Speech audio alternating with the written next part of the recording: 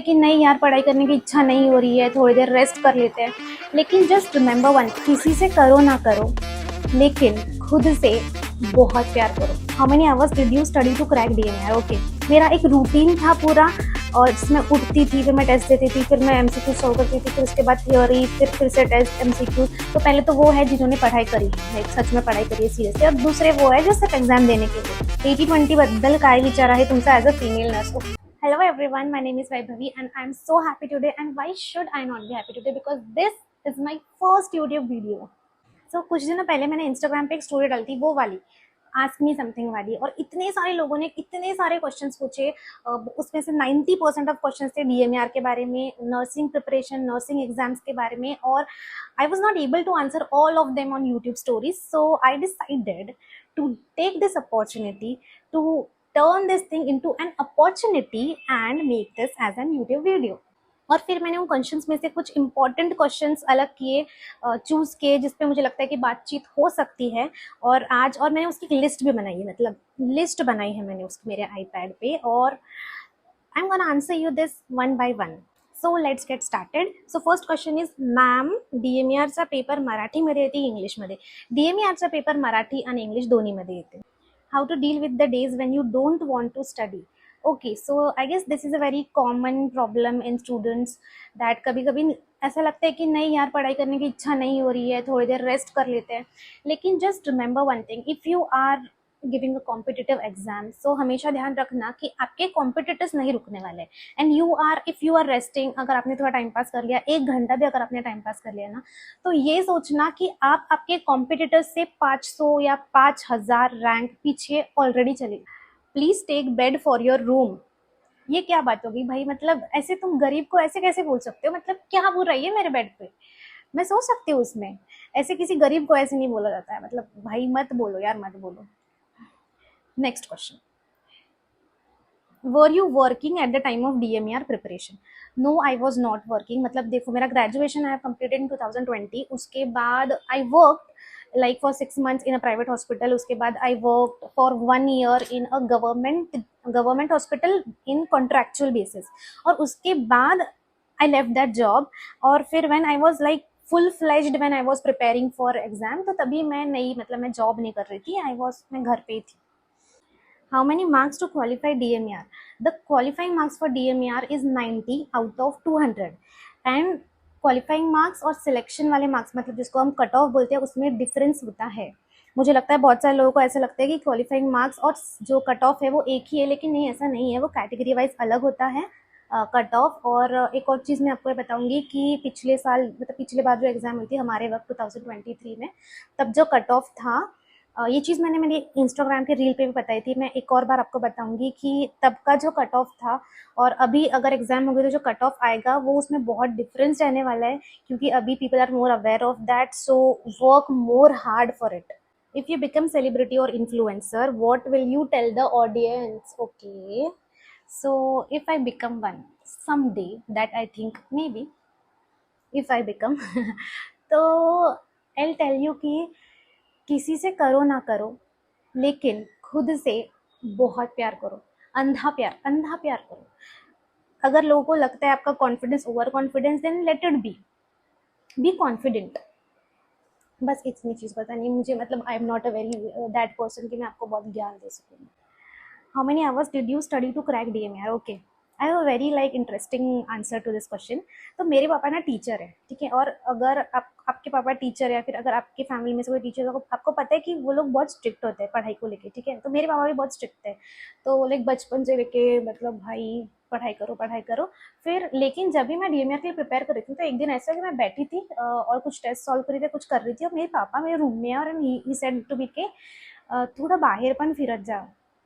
तो अभी आप सोचो कि मैं पूरा टाइम पढ़ रही थी तभी. मतलब इसका मतलब ये होता है कि अगर मेरे पापा ने आके मुझे कहा कि थोड़ा सा रिलैक्स कर, ठीक है, थोड़ा रिलैक्स, थोड़ा बाहर बन फिरून ये, मतलब मैंने टाइम वेस्ट तो बिल्कुल नहीं किया था.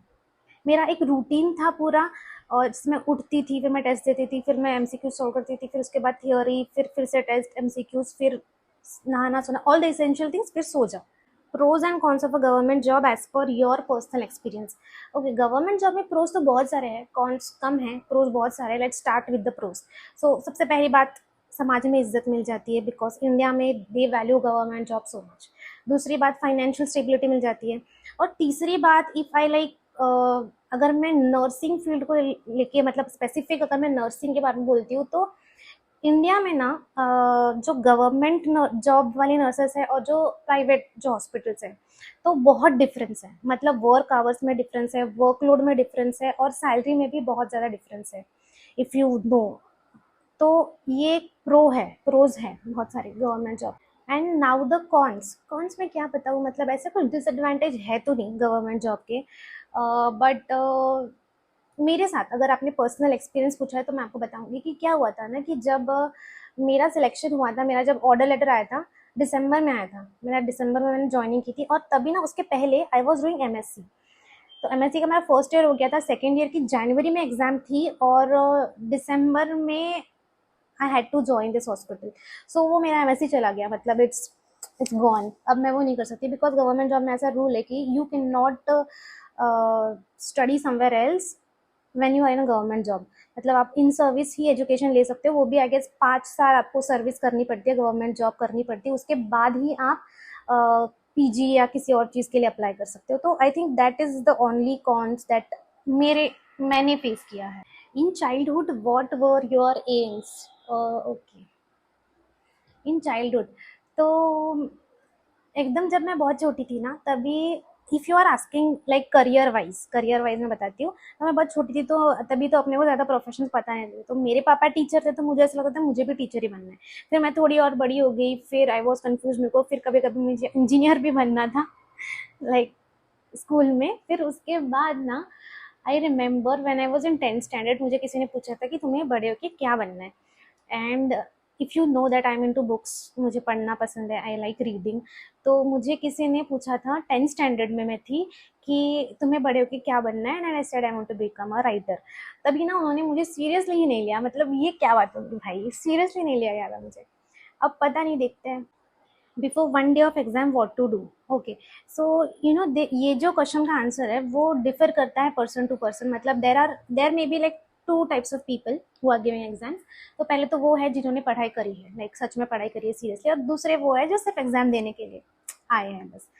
तो जो फर्स्ट कैटेगरी वाले लोग हैं जिन्होंने एक्चुअली में पढ़ाई की, तो उनका ऐसा रहेगा कि उनको ऐसे थोड़ी घबराहट, थोड़ी नर्वसनेस रहेंगी कि यार पेपर कैसा आएगा, कौन से क्वेश्चन आएंगे, मैंने जो पढ़ा है वहाँ से आएगा या कुछ अलग ही आ जाएगा। ये सब चीज़ें उनके माइंड में चलती रहेगी, और वो थोड़े, उनको डर रहेगा वो चीज़ का। लेकिन you know that that nervousness is, I guess, वो भी, वो बोलते हैं ना कि not all stress are bad stress, कुछ स्ट्रेस अच्छे स्ट्रेस भी होते हैं। तो it's normal, like it is very normal. Be confident. Confidence को कभी भी छोड़ो मत। ऐसा सोचो कि यार तुमने पढ़ाई करी है, तुमसे जितना हो सकता था तुमने उतना किया है। टेक्निकल की नॉन टेक्निकल जास्त काय केलं पाहिजे, कमी जास्त असं काही नाही राहत, दोन्ही गोष्टींमधून क्वेश्चन्स येणारच आहेत। 60 आणि 40चा रेशो असते, 40 for nursing and 60 for technical. So obviously दोनों खूब इंपॉर्टेंट है। डू नॉट लाइक ऐसे किसी एक इसको तुम ऐसे डोंट लेट गो कि मतलब ठीक है अगर मैं ये नहीं भी करती हूँ तो भी ठीक है, ऐसा नहीं, ऐसा मत करो। फिर है, what do you think, does government job need hard work और luck? Okay, tell me one thing.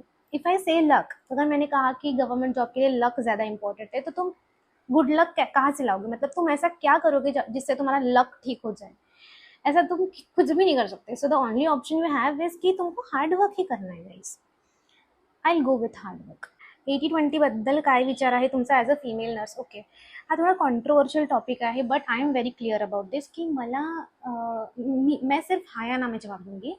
मला असं नाही वाटत की 80-20 असायला पाहिजे। म्हणजे का बरं असायला पाहिजे हेच मला कळत नाही।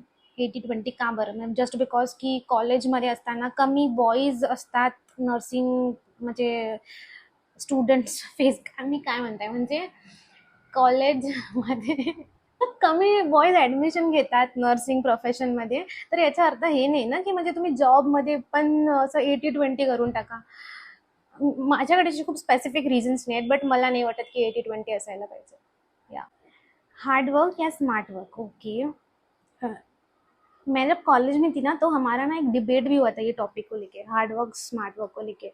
So that time also I was in the hard work वाले थे, क्या बोलते हैं उसको, ग्रुप में।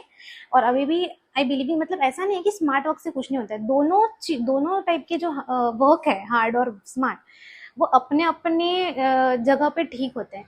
लेकिन ऐसा है कि नॉट ऑलवेज स्मार्ट वर्क आपके काम ही आएगा, लेकिन हार्ड वर्क, अगर आप हार्ड वर्क करते हैं तो वो कभी वेस्ट कभी नहीं जाए। When you coming to Goa, when you sending me the money, beauty secret, beauty beauty secret मतलब ये है कि natural, I guess. Natural, yeah. Are you a coffee person और a tea person? I just drink water. I don't drink coffee. I don't drink tea. I only drink water. Yeah, I'm a water person. Suggest online test series. मैंने TNC की test series ली थी। This is not a promotion भाई, वो मेरे पास क्यों आएंगे promotion के लिए, उनके पास इतने स्टूडेंट्स हैं। मैं जेन्युइनली बता रही हूँ। मैंने TNC की टेस्ट सीरीज ली थी, मैंने वहीं से सब प्रिपेयर किया था, एंड मेरे लिए वो बहुत ज़्यादा बेनिफिशियल था। अभी हो सकता है कि अभी लाइक 2 साल हो गए और नए कुछ कोचिंग्स या फिर टेस्ट सीरीज आए होंगे, तो I don't know, but I had bought like TNC की test series. And that is वहाँ पे ना, अगर आप DMER के लिए बोल रहे हो, मतलब वो नॉर्सेट के लिए ज़्यादा बेनिफिशियल है, क्योंकि वहाँ पे जो वो लोग टेस्ट लेते हैं ना, तो वो निगेटिव मार्किंग के हिसाब से लेते हैं, एंड DMER में निगेटिव मार्किंग नहीं है। तो अगर जब भी आप, if you are only like preparing for DMER, so if you are, तो ये चीज़ को ध्यान में रखना कोई भी टेस्ट सीरीज लेने से पहले। In non technical, specially GK, how do I study? तो I think I am the worst person you can ask to, कि मतलब GK के कैसे पढ़ाई करें। GK मतलब ऐसा है कि मुझे ये भी नहीं पता कि कौन सी कंट्री कहाँ पे है, और मुझे मुझे बहुत सारी चीज़ें, ये सब नहीं पता है। तो मेरे तो पहली बात तो मेरे को कोई होप्स ही नहीं थी। वो GK में मेरे तीन तीन क्वेश्चन राइट हुए थे। तो मैं आपको डिमोटिवेट नहीं कर रही हूँ, लेकिन आई have a solution for this, जो तभी तो मेरे पास नहीं था, लेकिन अभी है। तो मेरे ख्याल से ना, आप क्या कर सकते हो कि जब आपको लगता है कि अभी 10 दिन में एग्जाम है या फिर अभी 5 दिन में एग्जाम है, तो आप ना ChatGPT पे जाओ और उसको बोलो कि रिसेंट जो भी इवेंट्स है, रिसेंट जो भी स्पोर्ट्स रिलेटेड कुछ है, या फिर सब सब वो आपको सब बता देगा। तो I think that is the only thing you can do. If you are a person कि आप रोज़ न्यूज़पेपर नहीं पढ़ते, तो ये एक बहुत अच्छी चीज़ है जो आप कर सकते हो। BSc pass out year, I passed my BSc in 2020, COVID batch, that everyone sees. While working in hospital, is it possible to crack DMER exam? Yes, I think आप क्रैक कर सकते हो, आप बहुत अच्छी तरह से क्रैक कर सकते हो DMER के एग्जाम को, even if you are working. The only thing is that कि आपको कंसिस्टेंटली रोज पढ़ना होगा, आपका मोटिवेशन हाई रहना चाहिए और आपका डेडिकेशन भी हाई रहना चाहिए। देन ऑब्वियसली डेफिनेटली आप क्रैक कर सकते हो DMER की exam. You have great work to save life of others, you will be God for some people. No man, I cannot be God, like nobody can be God. Yeah, I agree that this profession is like very noble profession है, और we help people, और इतना तक ठीक है, लेकिन nobody can be God. And if you find God somewhere, then please, I want to meet him, कि भाई मेरे लाइफ में इतनी चटपटी स्क्रिप्ट कैसे लिख दी तुमने। Sorry. Did you completed your basic BSc nursing in VSPM MDINE college? Yes. मैं VSPM MDINE college of nursing की स्टूडेंट हूँ। हाँ। How many days you studied for DMER preparation? Okay, तो ऐसे अगर अप्रोक्स में बताऊँ तो I studied for like 2.5 months मुझे लगे पूरा बेसिक से स्टार्ट करना। मैंने PR यादव जो बेसिक बुक होती है, जैसे हम स्टार्ट करते, वहाँ से I took like 2.5 months। Are you chemically committed? ये कैसा क्वेश्चन है, मतलब पहली बात तो मुझे इसका मीनिंग ही नहीं समझ रहा है। केमिकली कमिटेड मतलब क्या है? केमिकली कमिटेड मतलब क्या होता है? इसका तो पहले मतलब मुझे कमेंट सेक्शन में बताओ, फिर then I guess I can tell you कि येस और no. Yeah. Which creams and sunscreen you use skin care routine? again, I don't have like a very proper skincare routine, ऐसा कुछ नहीं है। It's natural यार, तुम समझो, it's natural. Okay तो मुझे ऐसे लगता है ना कि हमें ना ये जो स्किन केयर वाला है, जो ब्यूटी सीक्रेट है सब तुम लोग पूछ रहे हो, इसके बारे में ऐसे अलग सा कुछ तो एक वीडियो बनाना चाहिए शायद, शायद शायद। ओके, तो मुझे लगता है कि आज के लिए इतना काफ़ी है। और if you guys again have a lot, obviously तुम्हारे क्वेश्चंस बहुत सारे थे, मैंने उसमें से मतलब बहुत कम 30 क्वेश्चंस का आंसर देने की मैंने कोशिश करी। And that's it for today's videos. और क्या बोलते हैं भाई, ये तो मेरा पहला यूट्यूब वीडियो है, तो like subscribe and share. Okay okay, bye bye bye.